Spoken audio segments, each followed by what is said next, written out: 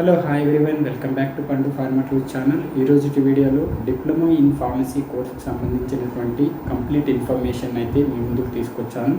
దానికి సంబంధించి కంప్లీట్ ఇన్ఫర్మేషన్ని ఇన్ డీటెయిల్గా క్లియర్ కట్గా 1 by 1 ఎక్స్ప్లెయిన్ చేద్దాం. అదేవిధంగా డిప్లొమా ఇన్ ఫార్మసీ కోర్స్ అనేది ఎవరైతే ఫార్మసీ కోర్స్లోకి ఫార్మసీ ప్రొఫెషన్లోకి ఎంటర్ అవ్వాలనుకుంటారో ఇది ఒక బెస్ట్ ఆపర్చునిటీ అని చెప్పొచ్చు. ఎందుకంటే ఎటువంటి ఎంట్రన్స్ ఎగ్జామ్ లేకుండా ఫార్మసీ ప్రొఫెషన్లోకి అయితే ఓన్లీ ఇంటర్ మెరిట్ బేస్ చేసుకొని డైరెక్ట్గా ఎంటర్ అయిపోవచ్చు. దానికి సంబంధించి ఎవ్రీ ఇయర్ నోటిఫికేషన్ అయితే రిలీజ్ చేస్తారు. ఆ నోటిఫికేషన్ వచ్చినప్పుడు మీరు డైరెక్ట్గా అప్లికేషన్ పెట్టుకోవడం వల్ల మీ ఇంటర్ మెరిట్ బేస్డ్ ద్వారా ఒక ర్యాంక్ అంటే ప్రొవైడ్ చేయడం జరుగుతుంది. ఆ ర్యాంక్ని బేస్ చేసుకొని మీకు డైరెక్ట్గా కౌన్సిలింగ్ అటెండ్ అయిపోయి మీరు ఫార్మసీ కాలేజెస్లో అయితే జాయిన్ అయిపోవచ్చు. ఓకే, దానికి సంబంధించినటువంటి డిప్లొమా ఇన్ కోర్స్ జాయిన్ అయినప్పటి నుంచి ఆ 2 years డ్యూరేషన్లో కంప్లీట్ అయిపోయి జాబే వచ్చేంత వరకు గల ఆపర్చునిటీస్ ఏముంటాయి, అదేవిధంగా పీసీఐ సర్టిఫికేట్కి ఎలా అప్లై చేసుకోవాలి, అవన్నీ కూడా క్లియర్ కట్గా 1 by 1 డిస్కస్ చేద్దాం. ఇంకెందుకు ఆలస్యం చేయకుండా let us start our. Okay friends, what is diploma in pharmacy? It is an entry level course in a pharmacy profession and duration 2 academic years. Okay friends, diploma in pharmacy course అనేది ఎవరైతే pharmacy ప్రొఫెషన్లోకి enter అవ్వాలనుకుంటారో వాళ్ళకి ఒక best opportunity అని చెప్పొచ్చు. Coming to the duration of this course, మీరు 2 years 2 academic years అయితే diploma in pharmacy కోర్స్ని అయితే complete చేయాల్సి ఉంటుంది. Who can pursue this course? ఈ కోర్స్కి చేయడానికి ఎవరు ఎలిజిబుల్, ఎవరు అర్హులు అని చూసుకున్నట్లయితే should have completed higher secondary education science stream. Okay, ఎవరైతే 10+2 అంటే 10th క్లాస్ ఇంటర్మీడియట్ కంప్లీట్ చేసినటువంటి వాళ్ళు, ఇంటర్మీడియట్లో ఎంపీసీ లేదా బైపీసీ క్యాండిడేట్స్ అందరూ కూడా ఎలిజిబుల్. వాళ్ళు ఎంపీసీ లేదా BiPC candidates physics, chemistry, biology, mathematics ఎవరైతే చదివింటారో వాళ్ళందరూ కూడా ఈ కోర్స్కి డైరెక్ట్గా ఎంటర్ అయిపోవచ్చు. ఓకేనా? Who can pursue this course? 10+2 science stream, intermediate examination. 10th class మరియు ఇంటర్మీడియట్ కంప్లీట్ అయ్యి ఇంటర్మీడియట్లో మనకి ఎంపీసీ లేదా బైపీసీ క్యాండిడేట్స్ ఎవరైతే ఉంటారో సైన్స్ స్ట్రీమ్ బ్యాక్గ్రౌండ్ ఉండేటువంటి వాళ్ళు వీళ్ళందరూ కూడా డైరెక్ట్గా ఈ కోర్సులోకి అయితే ఎంటర్ అయిపోవచ్చు. ఈ కోర్సులోకి మనకి ఎటువంటి ఎగ్జామ్ రాయాల్సిన అవసరం ఉండదు. డైరెక్ట్గా మీ ఇంటర్మీడియట్ మెరిట్ బేస్ చేసుకొని ఎవ్రీ ఇయర్ నోటిఫికేషన్ అయితే రిలీజ్ చేస్తారు. ఆ నోటిఫికేషన్ పడినప్పుడు మనము డైరెక్ట్గా అప్లికేషన్ పెట్టుకోవడం వల్ల మాకు మన మెరిట్ని బేస్ చేసుకొని వాళ్ళు ఒక ర్యాంక్ అయితే ప్రొవైడ్ చేయడం జరుగుతుంది. ఆ ర్యాంక్ ద్వారా మనము ఈ కోర్సులోకి అయితే ఎంటర్ అయిపోవచ్చు. కౌన్సిలింగ్కి వెళ్ళేసి కౌన్సిలింగ్లో మనకు ఒక పర్టికులర్ కాలేజ్ చూస్ చేసుకున్న తర్వాత మనము ఈ డిప్లొమా ఇన్ ఫార్మసీ కోర్సులోకి ఎంటర్ అయిపోవచ్చు. Coming to the structure of the course, అంటే కోర్స్ స్ట్రక్చర్ చూసుకున్నట్లయితే ఈ కోర్స్ వచ్చేసరికి మనము 2 academic yearsలో అయితే కంప్లీట్ చేయాల్సి ఉంటుంది. ఇది వచ్చేసరికి ఫస్ట్ ఇయర్లో చూసుకున్నట్లయితే 180 వర్కింగ్ డేస్ అయితే ఉంటాయి. సేమ్ సెకండ్ ఇయర్లో కూడా 180 వర్కింగ్ డేస్ ఉంటాయి. 2 yearsకి కలిపి 500 hours ప్రాక్టికల్ ట్రైనింగ్ కూడా ఇవ్వడం జరుగుతుంది. అంటే పర్టికులర్గా ప్రాక్టికల్ నాలెడ్జ్ ఇంప్రూవ్ చేయడానికి 500 hours అంటే 3 months కంప్లీట్గా ప్రాక్టికల్ నాలెడ్జ్ అయితే మీరు నేర్చుకోవచ్చు. అక్కడ ప్రాక్టికల్కి సంబంధించినటువంటి అన్ని ఎక్స్పెరిమెంట్స్, బేసిక్ నాలెడ్జ్ అంతా కూడా ఈ డిప్లొమా ఇన్ ఫార్మసీ కోర్సులో అయితే మీరు నేర్చుకోవచ్చు. Next coming to the first year subjects చూసుకున్నట్లయితే ఫస్ట్ ఇయర్లో మనకు టోటల్ 6 subjects అయితే చదవాల్సి ఉంటుంది విత్ ప్రాక్టికల్స్తో. అదేవిధంగా ఫస్ట్ సబ్జెక్ట్ చూసుకున్నట్లయితే ఫార్మాస్యూటిక్స్. ఈ సబ్జెక్ట్లో వచ్చేసరికి మనం కంప్లీట్గా మ్యానుఫ్యాక్చరింగ్ అంటే ఇండస్ట్రీలో ట్యాబ్లెట్స్ కావచ్చు, క్యాప్సూల్స్ కావచ్చు, సిరప్స్, లోషన్స్, సస్పెన్షన్స్, ఎమల్షన్స్ ఇవన్నీ కూడా ఎలా ఫార్ములేట్ చేస్తారు, దానికి సంబంధించినటువంటి ఫార్ములాస్ అన్నీ కూడా ఈ సబ్జెక్ట్లో మనం నేర్చుకుంటాం. సెకండ్ సబ్జెక్ట్ చూసుకున్నట్లయితే ఫార్మాస్యూటికల్ కెమిస్ట్రీ. ఈ సబ్జెక్ట్లో వచ్చేసరికి కంప్లీట్గా ఒక structure of the drug molecule ఎలా సింథసైజ్ చేయాలి, డ్రగ్ మాలిక్యూల్ స్ట్రక్చర్, అదేవిధంగా దాన్ని ఎలా సింథసిస్ చేస్తారు అనే దానికి సంబంధించి సబ్జెక్ట్లో చదువుతాం. Next third subject pharmacognosy. కంప్లీట్గా న్యాచురల్ ప్లాంట్స్ గురించి మనం కంప్లీట్గా ఇది బోటనీ రిలేటెడ్ అయితే ఉంటుంది. ఎందుకంటే కంప్లీట్గా న్యాచురల్ ప్లాంట్స్ నుంచి మనము డ్రగ్ని ఎలా సింథసైజ్ చేయాలి, ఎలా ఎక్స్ట్రాక్ట్ చేయాలి అనే దాని గురించి కంప్లీట్గా, అదేవిధంగా ప్లాంట్స్ మెడిసినల్ యూజెస్ అన్నీ కూడా ఈ సబ్జెక్ట్లో చదువుతాం. నెక్స్ట్ బయోకెమిస్ట్రీ అండ్ క్లినికల్ ప్యాథాలజీలో చూసుకున్నట్లయితే మనకు మెటబాలిక్ పాత్వేస్ సంబంధించి క్రెబ్స్ సైకిల్, కార్బోహైడ్రేట్స్, గ్లైకాలిసిస్ ప్రాసెస్ ఇవన్నీ కూడా దీంట్లో ఈ సబ్జెక్ట్లో లిపిడ్స్, ప్రోటీన్స్ దానికి సంబంధించి ఈ సబ్జెక్ట్లో అయితే చదువుతాం. Next subject human anatomy and physiology. ఈ సబ్జెక్ట్లో వచ్చేసరికి మనం టోటల్ మన బాడీ సిస్టమ్ 11 బాడీ సిస్టమ్స్ సంబంధించి కంప్లీట్ ఇన్ఫర్మేషన్ అయితే ఈ సబ్జెక్ట్లో చదవాల్సి ఉంటుంది. అదేవిధంగా హెల్త్ ఎడ్యుకేషన్ అండ్ కమ్యూనిటీ ఫార్మసీలో దీంట్లో వచ్చేసరికి మన హెల్త్ని ఎలా ప్రొటెక్ట్ చేసుకోవాలి, అదేవిధంగా సోషల్ కమ్యూనిటీ ఫార్మసీ అంటే సొసైటీకి మనము హెల్త్ గురించి ఎలా అవేర్నెస్ ఇవ్వాలనేది ఈ సబ్జెక్ట్లో చదువుతాం. ఓకే ఫ్రెండ్స్, ఇవి వచ్చేసరికి ఫస్ట్ ఇయర్లో 6 సబ్జెక్ట్స్ గురించి ఇన్ఫర్మేషన్. నెక్స్ట్ సెకండ్ ఇయర్కి సంబంధించిన సబ్జెక్ట్స్ చూద్దాం. ఫస్ట్ సబ్జెక్ట్స్ చూసుకున్నట్లయితే ఫార్మాస్యూటిక్స్ 2, ఆల్రెడీ ఫార్మాస్యూటిక్స్ 1 అక్కడ చదివాము, దానికి కంటిన్యూషన్ రిమైనింగ్ టాపిక్స్ అన్నీ కూడా ఈ సెకండ్ ఇయర్లో చదువుతాం. నెక్స్ట్ ఫార్మాస్యూటికల్ కెమిస్ట్రీ 2, ఆల్రెడీ అక్కడ ఫస్ట్ ఇయర్లో కూడా వచ్చింది కాబట్టి దానికి continuation. Next pharmacology and toxicology, already మనం ఫస్ట్ ఇయర్లో హ్యూమన్ అనాటమీ అండ్ ఫిజియాలజీ చదివాం కదా, దానికి సంబంధించి body systems total 11 body systems కూడా డ్రగ్స్ ఎలా యాక్ట్ చేస్తాయి, drug mechanism of action and దాన్ని డోస్ ఎంత తీసుకోవాలి, దానికి కంపల్సరీగా దానికి సంబంధించినటువంటి ప్రతి డ్రగ్స్కి డిసీజెస్కి పర్టికులర్ డిసీజెస్కి ఏ డ్రగ్స్ యూజ్ చేస్తాము, అది ఎలా యాక్ట్ చేస్తాయి బాడీ సిస్టమ్స్ పైన అనేది అంతా కూడా ఈ ఫార్మకాలజీలో మనము చదవచ్చు.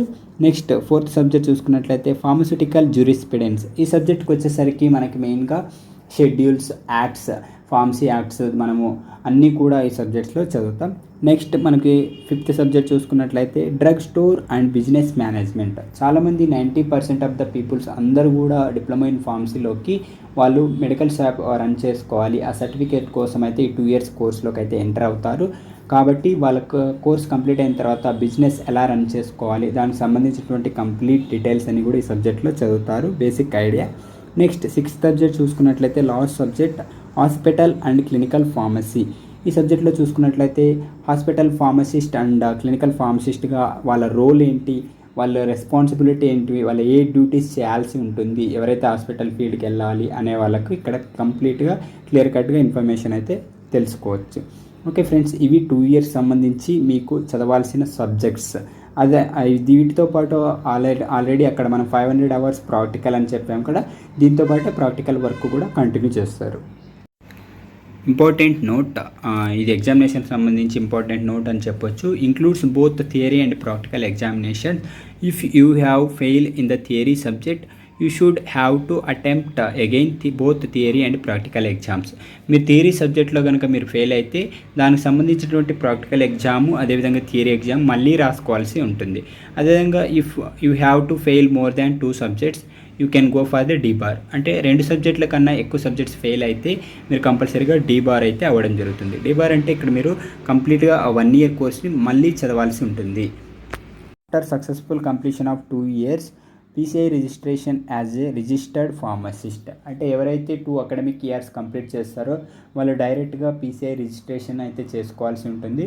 ఇది వచ్చేసరికి మీరు రిజిస్టర్డ్ ఫార్మసిస్ట్గా ఒక సర్టిఫికేట్ అయితే ప్రొవైడ్ చేస్తారు. ఈ సర్టిఫికేట్ ద్వారా మీరు గవర్నమెంట్ జాబ్స్ కావచ్చు, లేదంటే హాస్పిటల్ ఫీల్డ్స్లో కావచ్చు, లేదంటే మెడికల్ షాప్ ఓన్గా బిజినెస్ స్టార్ట్ చేసుకోవడానికి ఈ సర్టిఫికేట్ అయితే కంపల్సరీ. ఆ PCI రిజిస్ట్రేషన్ ఎలా చేసుకోవాలి, ఎక్కడికి వెళ్ళాలి, ఎలా చేసుకోవాలి, ఆ ప్రాసెస్ ఏంటి అంతా దానికి సంబంధించినటువంటి ఒక ఎగ్జామ్ అయితే రాయాల్సి ఉంటుంది. ఆల్రెడీ ఒక వీడియో అయితే మనం చేశాము, ఆ వీడియో డిస్క్రిప్షన్లో లింక్ పెడతాను, తప్పకుండా ఆ వీడియో చూడండి. అదేవిధంగా PCI రిజిస్ట్రేషన్ ప్రాసెస్ సంబంధించి ఇంకొక వీడియో అయితే చేస్తాను, ఆ వీడియో చూస్తే మీరు కంప్లీట్గా క్లియర్ కట్గా అర్థమవుతుంది. What after diploma in pharmacy. Diploma in pharmacy 2 years course అయిపోయిన తర్వాత నెక్స్ట్ ఏంటి, either job or next further education అని చూసుకున్నట్లయితే యాక్చువల్గా మనము ఈ pharmacy diploma in pharmacy course అనేది ఫార్మసీ ప్రొఫెషన్లోకి ఎంటర్ అవ్వడానికి ఒక మంచి ఆపర్చునిటీ అని చెప్పాం కదా. ఎవరైతే డిప్లొమా ఇన్ ఫార్మసీ కంప్లీట్ అయిన తర్వాత జాబ్ అయినా చేసుకోవచ్చు, లేదంటే ఫర్దర్గా B pharmacy R M pharmacy ఫర్దర్గా PhD హైయర్ ఎడ్యుకేషన్ చేయాలనుకుంటారో వాళ్ళు అలా కూడా వెళ్ళొచ్చు. ఒక ECET అనే ఒక ఎంట్రన్స్ ఎగ్జామ్ ఉంటుంది.